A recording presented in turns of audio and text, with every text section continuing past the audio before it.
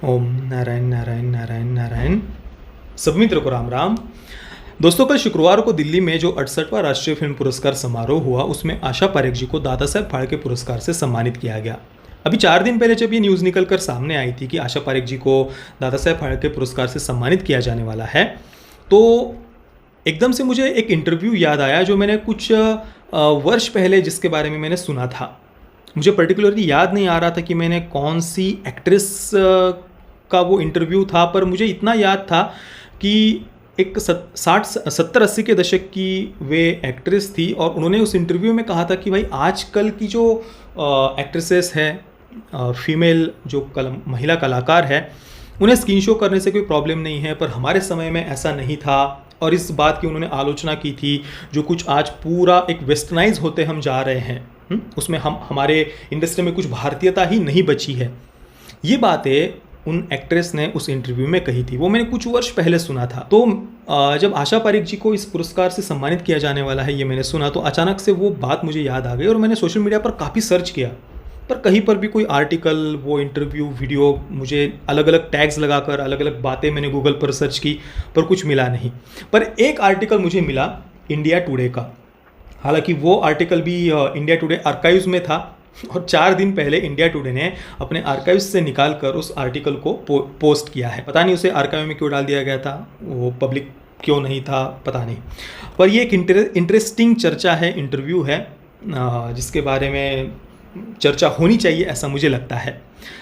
तो चलिए, आशा पारेख जी ने इस इंटरव्यू में क्या कहा है, कि किस प्रकार से हम पूरे वेस्टर्नाइज होते जा रहे हैं, हम अपनी भारतीयता को खोते जा रहे हैं, इस पर हम चर्चा करते हैं। इसमें कंगना रनौत और आशा पारेख जी दोनों ही इन प्रश्नों के उत्तर दे रहे हैं। शायद दोनों को एक साथ में इंटरव्यू लिया गया होगा, कैसे और किस कहाँ ये इंटरव्यू हुआ है मुझे पक्का याद नहीं, पर बहुत इंटरेस्टिंग है ये इंटरव्यू, आप देखिए।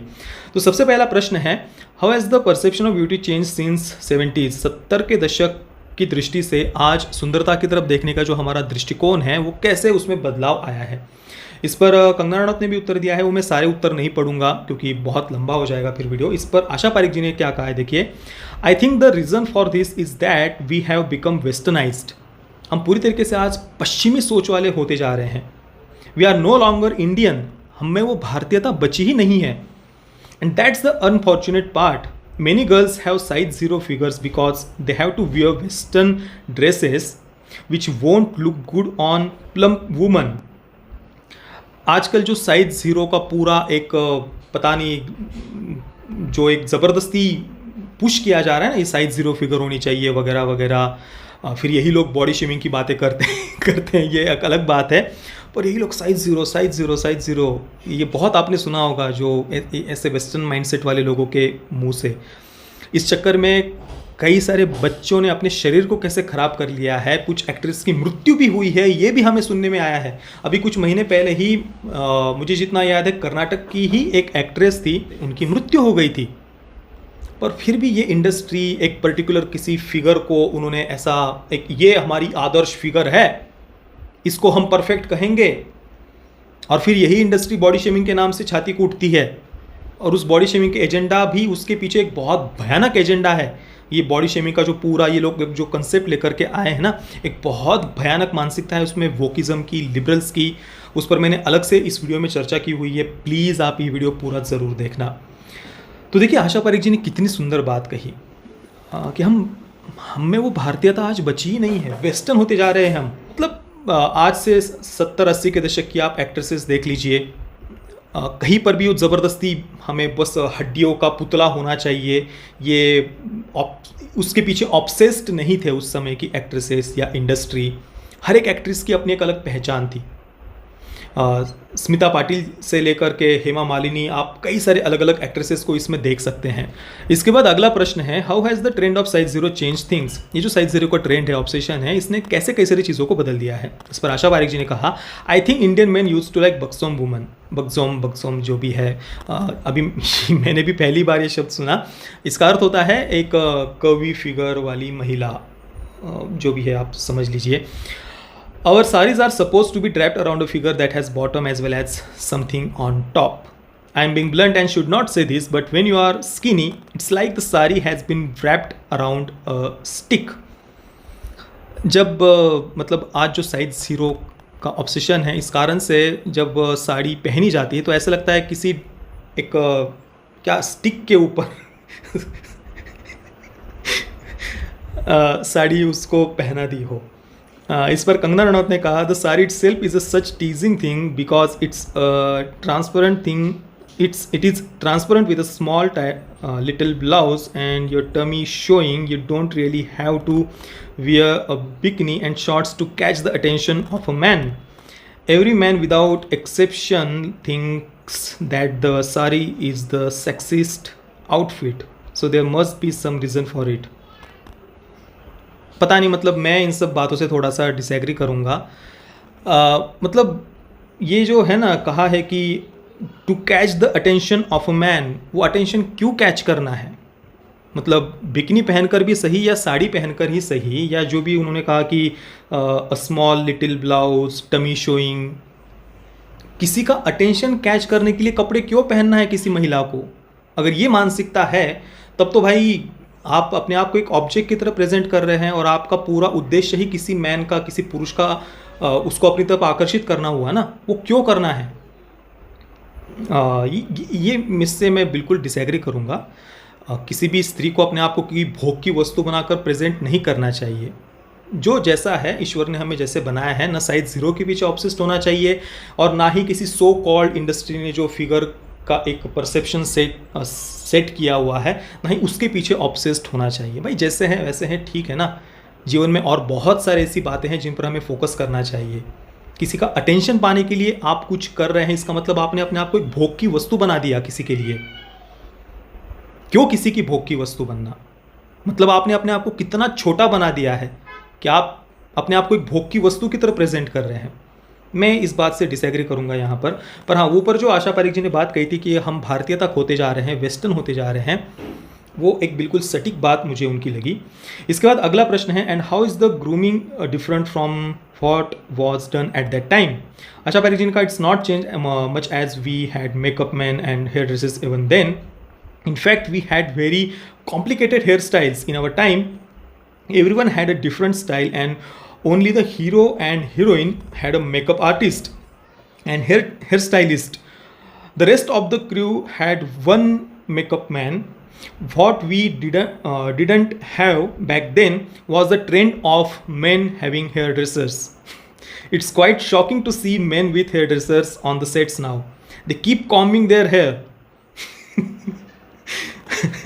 कंगना रनौत ने कहा, and they get paid so much. My hairdresser complains, I create so much hairstyles and I get paid less than the actor stylists because they are from fashionable salons.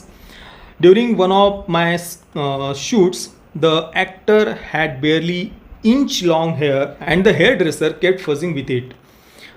मतलब जो actors हैं उनके hair stylist को ज़्यादा पैसे मिलते हैं उल्टा एक्ट्रेस की अपेक्षा आज के समय में, जबकि उनके 1 इंच के बराबर भी बाल नहीं होते और फिर भी उनको बार बार सेट करते रहते हैं। They keep combing their hair, Asha Parekh ji ने कहा।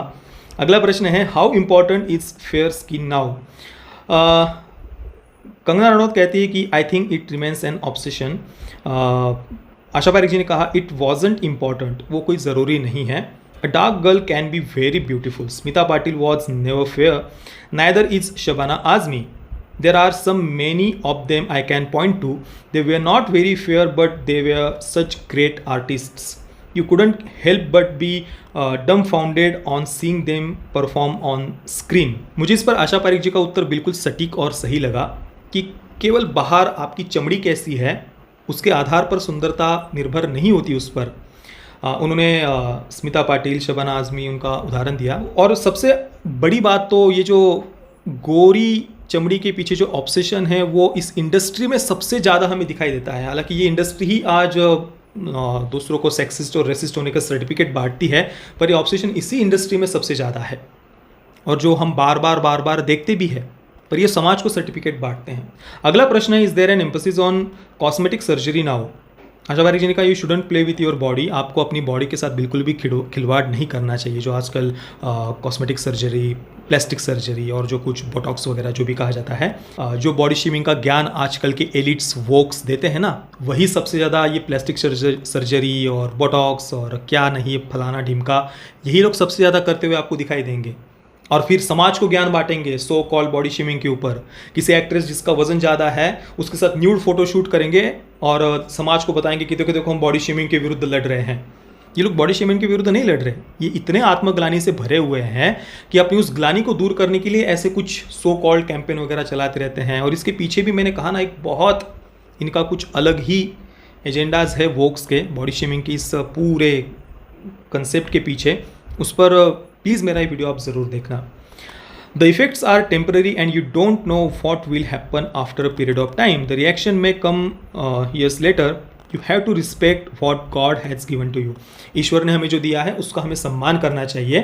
और कुछ क्षणिक सुख के पीछे जो बातें टेम्पररी होती है वो हमें कभी भी हमेशा के लिए सुखी नहीं रख सकती। शरीर है, ये गोरी चमड़ी या गुलाबी चमड़ी वो कब तक रहेगी? कहीं ना कहीं पर उस पर झुर्रियाँ पड़ने वाली है। उसको आप कितना भी वो कोई उसके पीछे शरीर को मैं मानकर उसके पीछे ऑब्सेस्ड होना, ये तो सबसे बड़ी महामूर्खता है। We did do things like diet to lose weight. I once had to wear tuxedos for a film. I was plump at that time and felt I looked horrible in them. So I went on a crash diet, but I don't like the idea of going under knife to lose weight. आगे आशा पारेख जी कहती है, if you have scars from an accident and use plastic surgery to remove them, it's all right. But why do people need Botox when they are growing old? One should age gracefully. हमारा शरीर वृद्ध हो रहा है तो उसे पूरे सम्मान के साथ उसका स्वागत करना चाहिए। वृद्ध होने का भी शरीर है, शरीर और मन को एक टूल की तरह यूज करना चाहिए। मन की इच्छाओं के पीछे पागल होकर भागते रहना, इंद्रिय लंपट बनना, ये तो महामूर्खता है। महामूर्खता के अलावा इसके लिए दूसरा कोई शब्द ही नहीं हो सकता। अगला प्रश्न है, how has the body image changed since 70s? When did breast implants become popular? जो छाती ब्रेस्ट इम्प्लांट्स वगैरह जो आजकल हो रहा है इंडस्ट्री में, वही बात उन्होंने फिर से एक बार पूछी है कि 70 के दशक की अपेक्षा आज ये सब बातें कैसे देखने का दृष्टिकोण कैसे बदला है। आशा पारेख जी ने कहा, I shouldn't be naming them but one of the best known actresses today has had so many surgeries that you can see that doctors have actually sculpted her. It is shocking, but even her face is completely done. When she speaks, you can see all her muscles are jammed. जो कुछ cosmetic surgery, plastic surgery आजकल की जा रही है, उन्होंने कहा कि एक एक्ट्रेस है, मैं उनका नाम नहीं लूँगी, पर वो पता चल रहा है कि डॉक्टर ने पूरा जैसे कोई मूर्ति बनाता है ना, वैसा पूरा उसकी बॉडी किसी डॉक्टर ने बना दी है।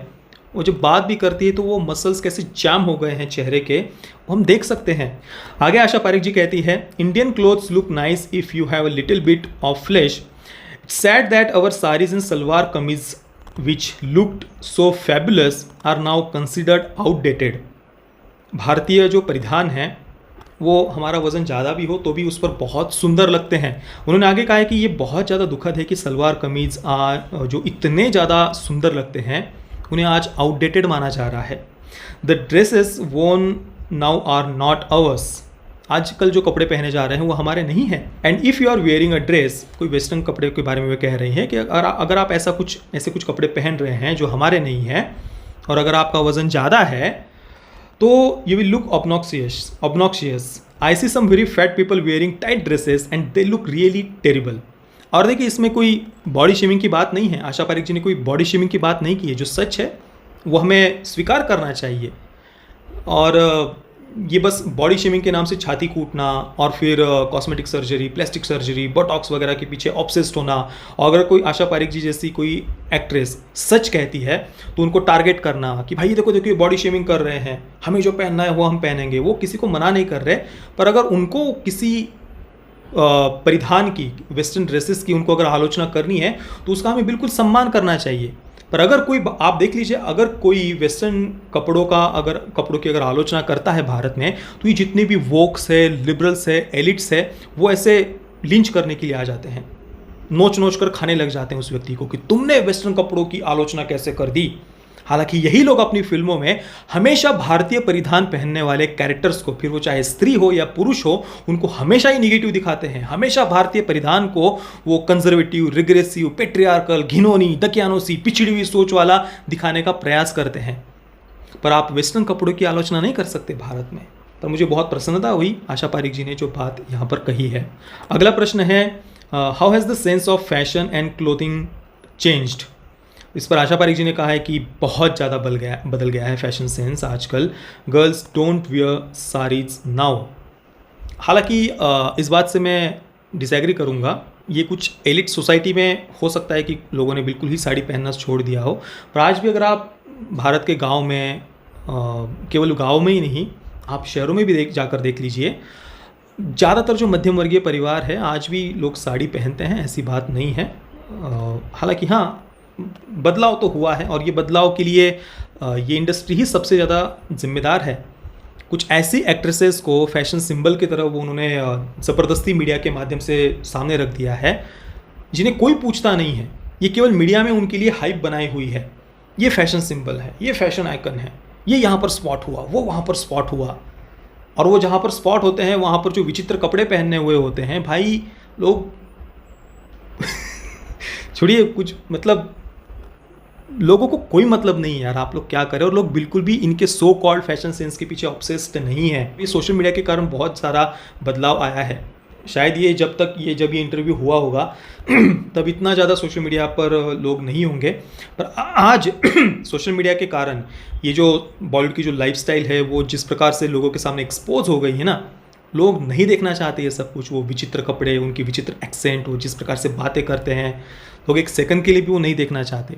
आगे कंगना रनौत इस बात पर कहती है, films now don't have characters who wear salwar kameez and even if they do they are shown to be poor girls who don't dress up like the way Saira Banu was dressed in Padosan. She was so sophisticated and she wore chudidars and sarees. But now high fashion means shopping abroad with your designer. In films, high society girls don't wear salwars. Those who do are poor girls, like Priyanka Chopra in Kamine or Aishwarya Bachchan in Tal. It's like you are poor and cannot go beyond rupees 250 rupees salwar kameez.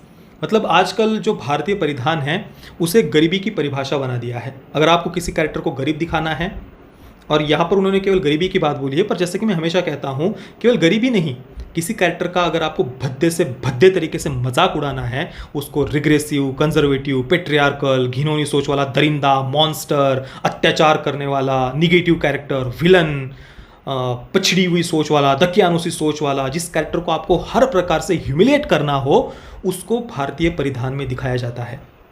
जिसको हर प्रकार से अपमानित करना हो, उसको ये industry भारतीय परिधान में दिखाती है। ये सच्चाई है, इससे कोई डिसएग्री नहीं कर सकता। इतनी घृणा आज हम देखते हैं आजकल के फिल्म मेकर्स में, हमारे भारतीय वेशभूषा के प्रति इतनी घृणा भरी हुई है। अगला प्रश्न है, how differently were actresses treated then. उस समय एक्ट्रेसेस को कैसे अलग प्रकार से कैसे ट्रीट किया जाता था। कंगना रनौत ने कहा, today film makers think all actresses are fools, they are dumb blondes, don't know what they are saying and are stupid creatures who are lucky to be born beautiful. It is sad you get to hear things like you are probably the first actress I have met who is intelligent. If you ask why or how a certain scene happened, they will be surprised and happy to see your thinking and will be explain it to you.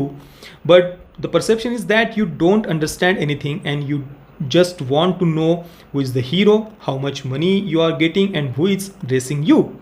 They treat you like a baby who doesn't know anything and doesn't need to know anything. मतलब आजकल जो film makers है वो actresses को मूर्ख समझते हैं, जिन्हें कोई अक्ल नाम की चीज़ नहीं है, और उसी प्रकार से उनको ट्रीट करते हैं।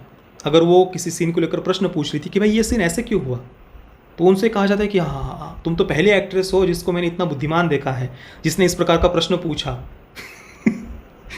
इस पर आशा पारिक जी ने आगे कहा, दैट इज शॉकिंग, ये सच में बहुत भयानक है। In my time there was a lot of dignity, lot of people looked up to us and there was an aura about each artist. I have been a great fan of Vaijayantimala. I remember when she was shooting for Amrapali at Mehboob Studio, no one was allowed to go on sets. उस समय actresses को कितने सम्मान के साथ treat किया जाता था ये वे बता रही है। मतलब आप देखिए हम जितना हमारे कल्चर हमारे रूट्स से दूर जाते जा रहे हैं और जितना वेस्टर्नाइज होते जा रहे हैं उतना ज़्यादा और महिलाओं का अपमान हम करते जा रहे हैं, उतना ज़्यादा और गलत तरीके से उनको ट्रीट करते जा रहे हैं। पर ये इंडस्ट्री कल्चर के नाम से छाती कूटेगी, हमारे रूट्स के नाम से छाती कूटेगी। जो कल्चरल रूट से जुड़े हुए लोग हैं उनको घिनौना दरिंदा मॉन्स्टर दिखाएगी और उस सो कॉल्ड वेस्टर्न माइंडसेट को ये प्रमोट करते हैं वोक बनने के नाम पर सच्चाई इसके बिल्कुल विपरीत है। और ये यही बात आशा पारेख जी ने कही है कि उस समय एक्ट्रेसेस को कितने सम्मान के साथ ट्रीट किया जाता था। वैजयंतीमाला का उन्होंने उदाहरण दिया है। आई वॉज शूटिंग फॉर तीसरी मंजिल 1966 की film at that time with Shammi Kapoor and we thought we must go to see her because she is so gorgeous.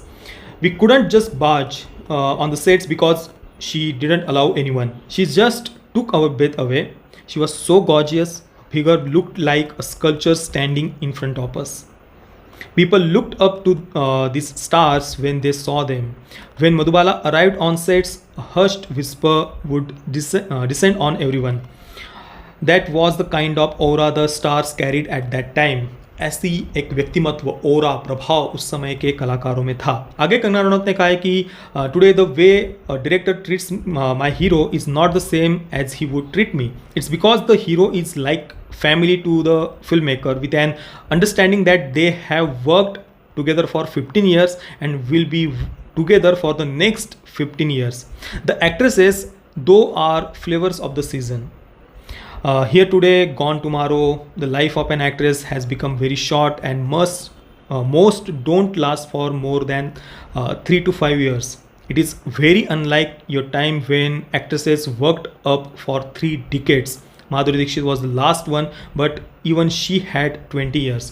Kangana Ranaut ने कहा है कि आजकल जो हीरो होता है ना उसके बारे में फिल्म मेकर को पता होता है कि भाई 15 साल मैंने इसके साथ में काम किया हुआ है और 15-20 साल में इसके साथ में काम करने वाला हूँ. इसलिए उसके साथ एक फैमिली की तरह बर्ताव किया जाता है. पर एक्ट्रेसेस के साथ में आज ऐसा नहीं है. मुश्किल से 3 से 5 वर्ष एक एक्ट्रेस की लाइफ आजकल इंडस्ट्री में होती है, उसके बाद उसे भुला दिया जाता है.